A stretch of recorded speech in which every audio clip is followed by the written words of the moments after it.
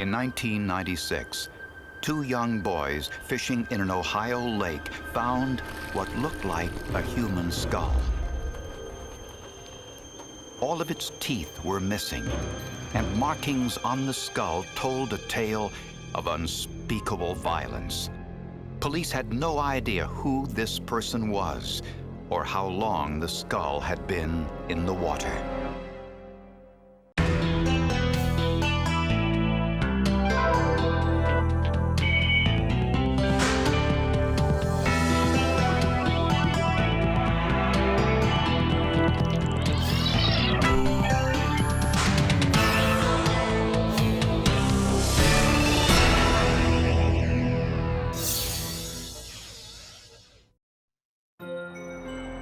Hamilton, Ohio is an industrial city of about 62,000 people in the southwestern part of the state. It's an area blessed with natural beauty.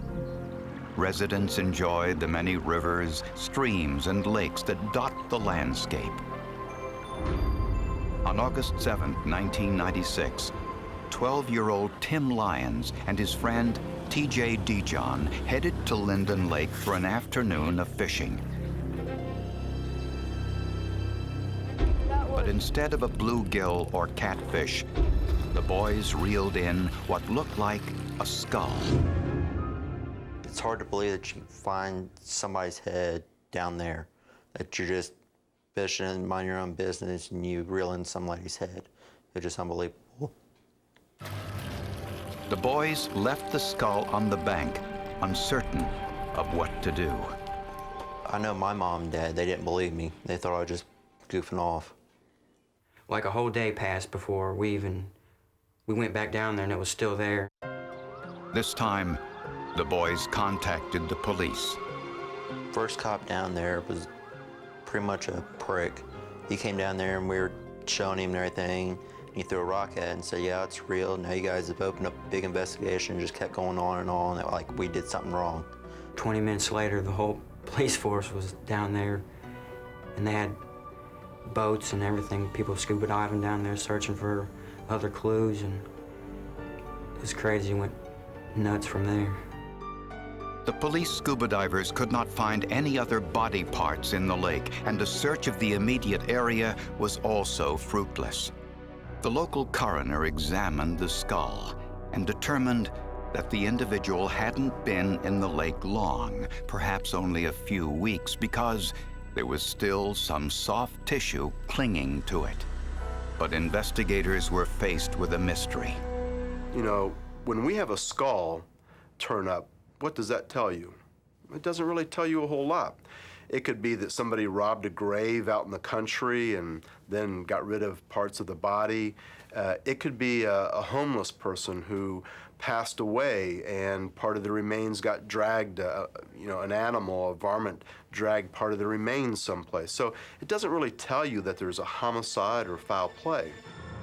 Who was this person? How did he or she die? And where was the rest of the body? To assist in the identification, the coroner sent the skull to the College of Mount St. Joseph outside Cincinnati to Dr. Beth Murray, one of only 63 board-certified forensic anthropologists in the United States. This case was one of the most challenging, fascinating, personally rewarding, but also at the same time personally terrifying cases that I think I've worked. Dr. Murray noticed a deep indentation on the top of the skull, which suggested the killer used a machete or a cleaver on the top of the victim's head. And Dr. Murray found other cuts and scratches all over the skull. And they were signs of trying to get the flesh off of the skull. And it gave me chills to realize that someone had sat with this skull in their hands and defleshed it. This skull had a nose cavity indicative of a Caucasian. A battery of nearly 24 measurements fed into a computer program confirmed this was the skull of a woman. Dr. Murray estimated that the victim was under 35 years of age. The sutures of the skull, the lines where the individual skull bones knit together, those were still very open, and they typically will tend to close with age. Evidence suggested someone had used many different types of tools in an extraordinary effort to conceal the woman's identity.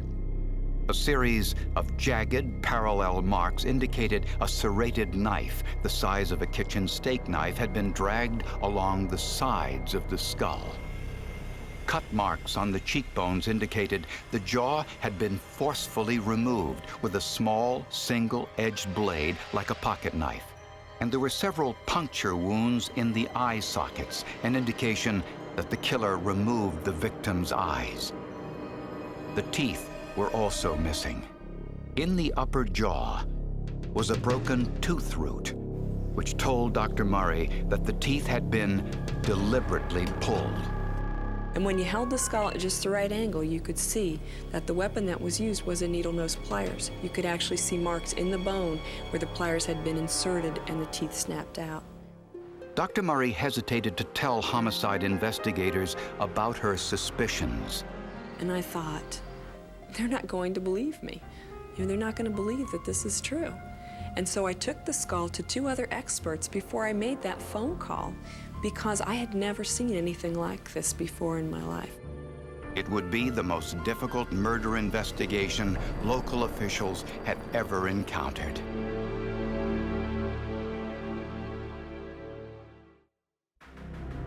Although investigators knew the skull found in Linden Lake was that of a Caucasian woman under the age of 35, they knew nothing else.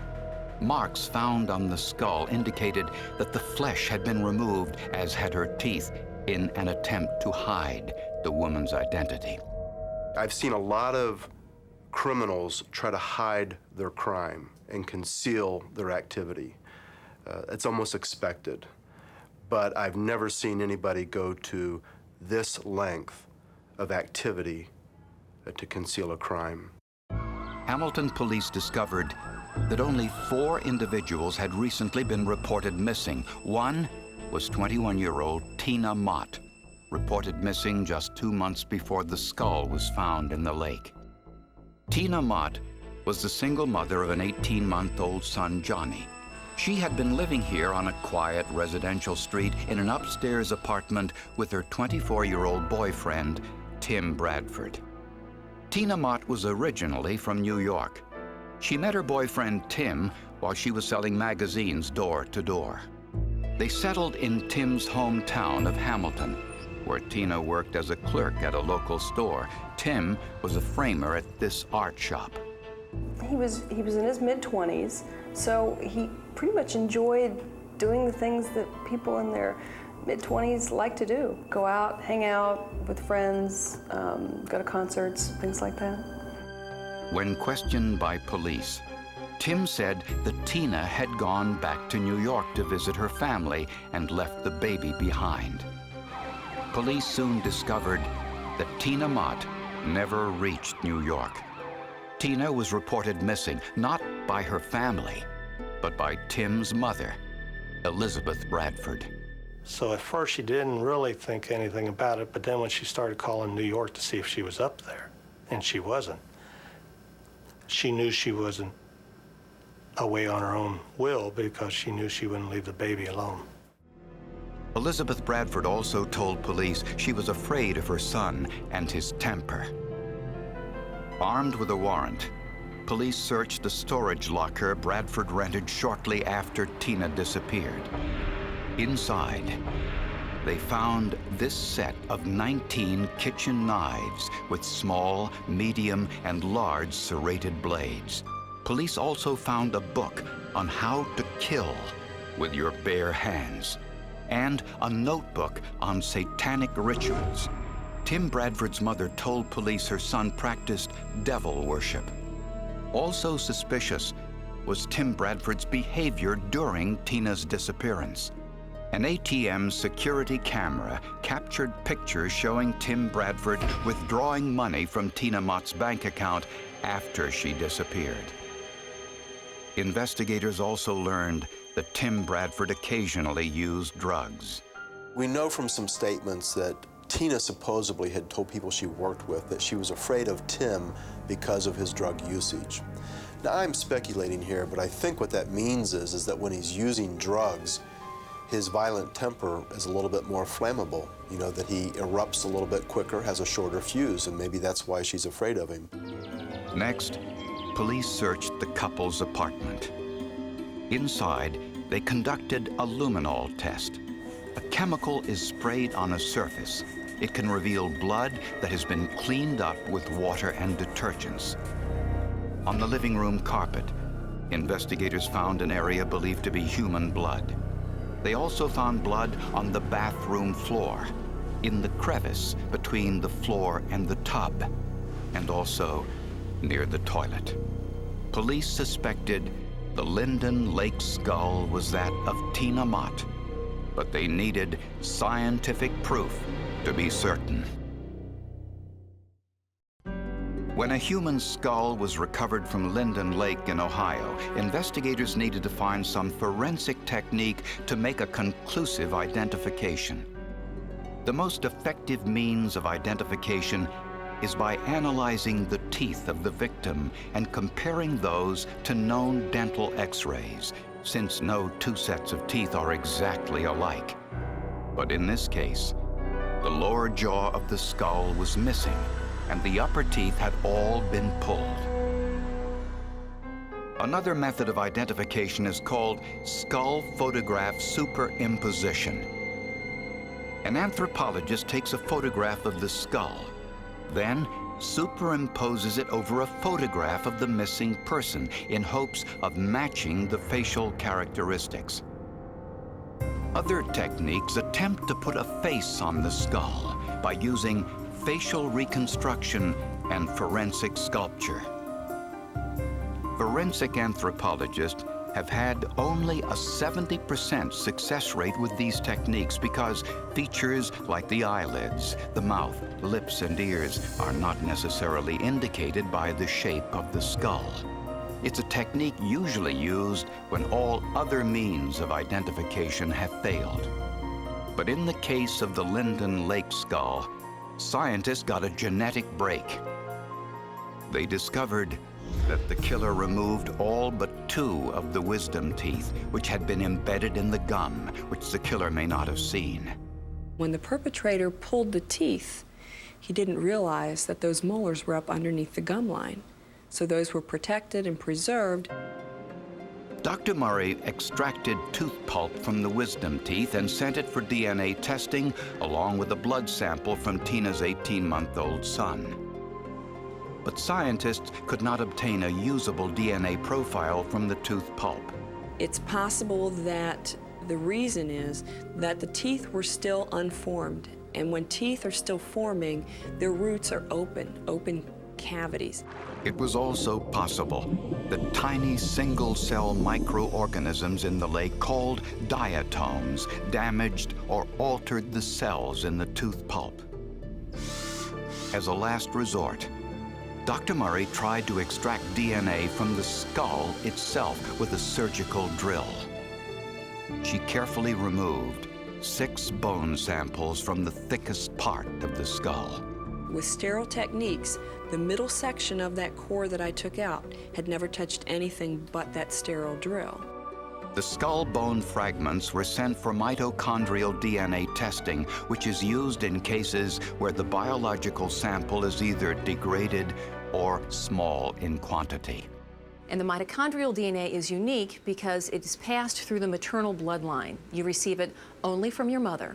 So any maternal relative you have can be tested against the sample.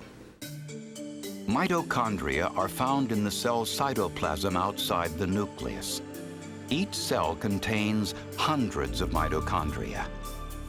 Scientists have isolated 2 regions of the mitochondrial DNA where differences within the human population appear. And they will look for exact matches between the mitochondrial DNA in the sample they have and the maternal blood relative that they have. The mitochondrial DNA from the skull was the same as the mitochondrial DNA from 18-month-old Johnny Mott, which meant the skull was that of his mother, Tina. and one of the long knives found in the storage shed rented by Tina's live-in boyfriend tested positive for human protein. With this news, police brought Tim Bradford in for questioning once more. I asked him if he knew how to hunt. Yes. Did you know how to dissect an animal and skin it, prepare it for food? Yes. How to dispose of the internals of an animal? Yes. He learned that all through his childhood and upbringing. Finally, Tim Bradford told police a story of almost unspeakable violence and horror. It was the story of Tina Mott's last moments alive.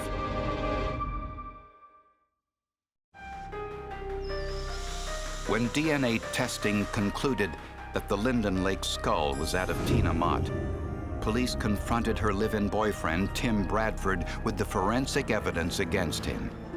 After several hours, Bradford confessed. Bradford led investigators to a nature preserve less than a mile from where the couple lived. And in the deep brush were Tina's bones, scattered throughout the area. After 14 months, animals had gotten to the remains, and only about half of Tina's body was recovered. Every bone found had been cut, either by a hacksaw or a knife. Tim said that on the night of the murder, he and Tina were playing a game of Monopoly. Bradford admitted using drugs that night. At some point, the couple got into an argument. Tempers flared, and Tim admitted hitting Tina, bloodying her nose.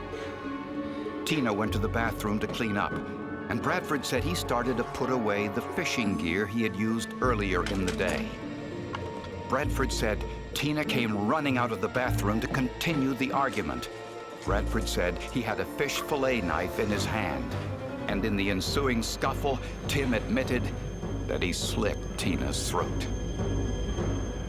Bradford said he left the apartment, and when he returned, Tina's lifeless body was in the bathtub. How she got there was a mystery to him. Bradford said he worked through the night to dismember the body. He flushed her internal organs down the toilet. It's unbelievable that a human can do this to another human that he loved and fathered a child with. I cannot grasp that. Bradford admitted using each of the 19 kitchen knives in the process. And Bradford confirmed using needle-nose pliers to remove the teeth in an effort to prevent a dental identification of the remains. Cut into the flesh to begin with is hard enough. Then to cut the head off and hold it in my arms or my hands and pull the teeth out, it's unbelievable.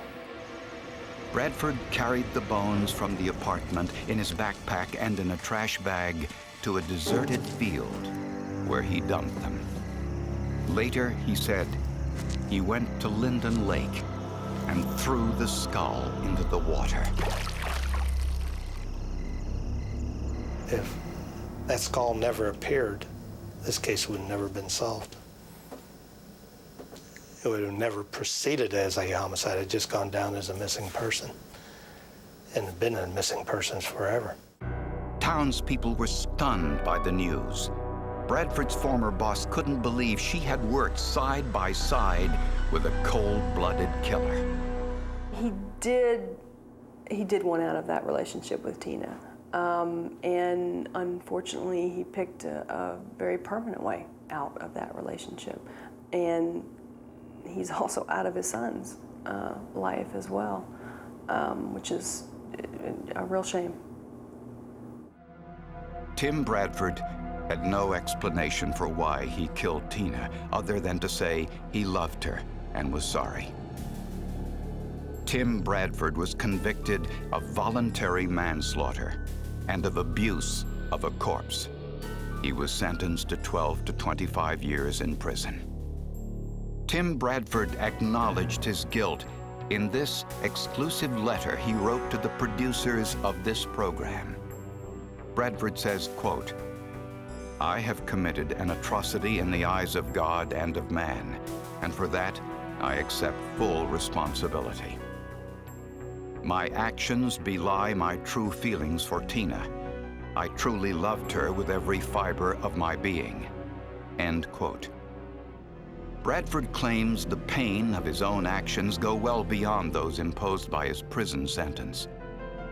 Quote, "The nightmares I have had since that night, the dreams I have where I wake up with Tina's name on my lips, those will stay with me forever, and they should. It is a burden I must carry in my heart until the end of my days." In this case, Mr. Bradford, the way he treated the corpse of the person that he supposedly loved, tells you that there's almost two parts to this person. One where he really loves this woman and can't deal with the fact of losing her and wants to talk about what he did to her because he feels guilty about it, but another side of him that could detach himself from all emotion to lean over a bathtub and deflesh the body of somebody that you love. It's just humanly impossible. If he could do this to somebody that he loves, what could he do to somebody that he doesn't even know or doesn't care about? I just hope that through law enforcement officers and young detectives maybe seeing this case be aired, that they realize, don't give up. You know, when you get these little clues and when you have gut instincts telling you something's not right, keep on pushing the envelope a little bit. Keep on going after the evidence, because that's what happened in this case. And it resulted in us walking through a field, and maybe we got our shoes all muddy and got a little dirtied and everything, but we found the last of her remains and were able to put a final conclusion to this case. And I'm very proud to be a part of that, quite frankly.